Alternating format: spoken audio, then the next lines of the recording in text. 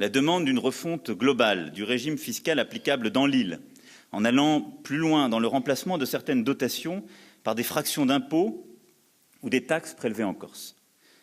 Une liberté pourrait être donnée à la Corse de mettre en œuvre de nouvelles taxes locales dans le cadre de l'évolution institutionnelle que j'appelle de mes vœux et j'y reviendrai. Mais là aussi, nous devons collectivement être lucides et je me dois d'être clair. Plus il y aura de fiscalité transférée, moins il y aura de dotation.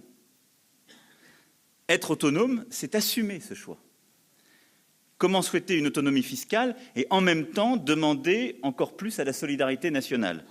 Comment vouloir que la ressource fiscale soit affectée à un territoire et demander la solidarité nationale pour la dotation? Ça n'existe pas. Je ne connais pas de finance magique. Il n'y a pas de république magique non plus. Le bilinguisme, ça n'est pas la co-officialité. Je veux ici le redire très clairement. Le bilinguisme, ça n'est pas une nouvelle frontière dans la République. Ça n'est pas la division de ce qu'est la souveraineté de la nation et de ce qu'est le peuple français. C'est la reconnaissance d'une identité culturelle et linguistique dans la République. C'est la volonté de la faire vivre. Mais dans la République française, et d'avant même la République, il y a une langue officielle, et c'est le français. La priorité doit bien sûr porter sur la protection des littoraux et des montagnes. Pour cela, nous mettrons fin aux situations ubuesques, comme celle qui m'a été rapportée il y a quelques mois par la maire de Piana, en novembre dernier, dont la commune est entièrement contrainte par l'application totale des lois littorales et montagnes, comme je l'évoquais tout à l'heure, parfois sur le même terrain. Et je vous donnerai donc la possibilité d'adapter ces réglementations pour qu'elles soient plus intelligentes. C'est cela aussi, prendre en compte cette spécificité. L'État investira pleinement pour qu'au cœur de cette politique méditerranéenne, la Corse soit un atout. C'est pour ça que j'aurai à recevoir dans quelques mois les 6 États partenaires dits du Med7, formation au sein de l'Union européenne, et je souhaite pouvoir les inviter en Corse pour leur faire découvrir l'île, mais aussi pour que nous puissions utiliser cette initiative pour pouvoir justement considérer toutes les opportunités de partenariat, d'échange, d'ouverture avec l'ensemble de nos partenaires européens en Méditerranée. Vous avez aussi une autre attente depuis de nombreuses années, la reconnaissance constitutionnelle de la spécificité de la Corse, la demande d'une autonomie reconnue dans la République. Cette attente s'est exprimée une nouvelle fois lors des dernières élections locales et je l'ai entendue. Il y a tout d'abord le souhait que la Corse soit mentionnée dans notre Constitution.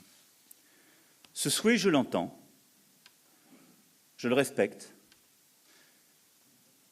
et je le prends comme une marque de confiance. L'expression d'un besoin légitime de reconnaissance de la Corse par la République et la volonté d'un ancrage fort dans la République et dans le texte constitutionnel. Et donc, pour toutes ces raisons,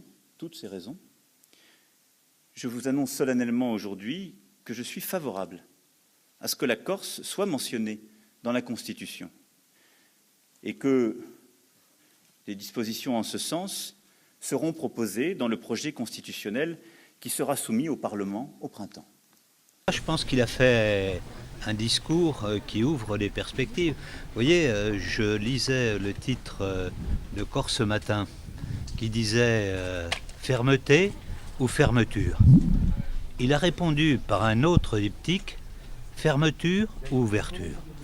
Et il a dit que ce qui pouvait faire demain le destin de la Corse, c'était son ouverture.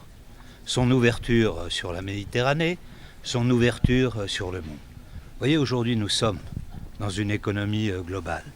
Il faut que la Corse puisse regarder quels sont ses atouts et comment elle peut construire son avenir. Il a fait en particulier un appel à la jeunesse de dépasser les seules rives de l'île pour s'ouvrir au monde, pour aller voir le monde tel qu'il est et en ramener les ferments qui permettront de construire la Corse de demain dans la République française. Vous avez remarqué que sur les problèmes constitutionnels, il ne ferme rien. qu'il dit « Moi, je suis prêt à examiner. Mais regardons les choses de manière concrète. De quoi avez-vous besoin réellement? Regardez déjà quelle est l'étendue des compétences que vous avez. Comment vous les exercez? Est-ce que vous êtes empêché en matière économique, en matière de développement d'emploi, en matière de logement? Si oui, on est prêt effectivement à changer les choses. Mais regardez quelle est déjà l'étendue de vos compétences. Il n'y a pas d'autre territoire dans la République qui ait autant de compétences que la Corse. Alors, emparez-vous de ces compétences et bâtissez l'avenir de l'île. Est-ce que vous avez conscience que le discours qui a été tenu cet après-midi peut être perçu à la fois comme condescendant et infantilisant?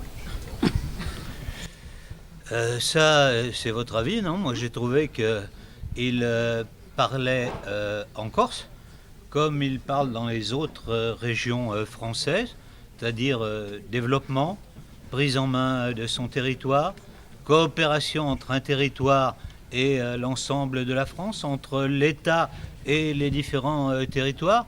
Non, vous voyez, je pense qu'il y a eu une coupure entre les temps passés où on promettait à la Corse sans jamais rien faire.